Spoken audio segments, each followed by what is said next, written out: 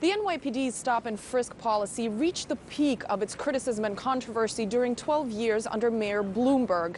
The stopping, interrogating, and searching of New Yorkers on the streets, overwhelmingly in communities of color, without warrants and often under flimsy pretenses. At hundreds of thousands of stops made each year, human rights groups and advocates have dubbed the policy racist, immoral, illegal, discriminatory, and in violation of civil and privacy rights. Whereas officials have been saying that it actually helps prevent crime. Groups like the American Civil Liberties Union has been saying that in 9 out of 10 cases, people were found to be completely innocent, even according to the NYPD's official records. Now, New York has a new mayor, and Bill de Blasio, of course, throughout his election campaign, promised to alter this policy and put an end to an era of discrimination. And he has now appointed a new police commissioner who right off the bat promised to bring about change and return trust to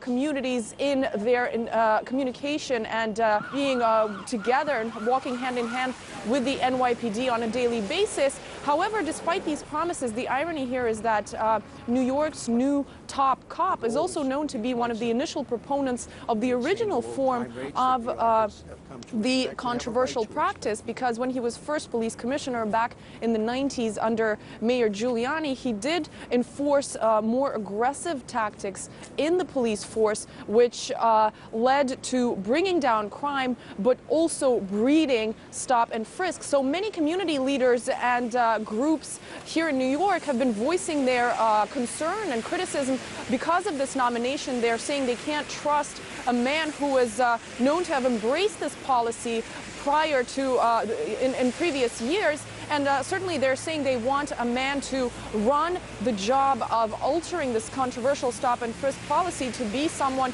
who represents change and not just a continuation of the past. So the question now is whether the new commissioner will be the right or wrong man for the job, and also whether politicians' promises can actually be turned into real action of change, and most importantly, whether many New Yorkers can begin to trust their police force again after decades of using and escalating a practice that has been dubbed unconstitutional by critics.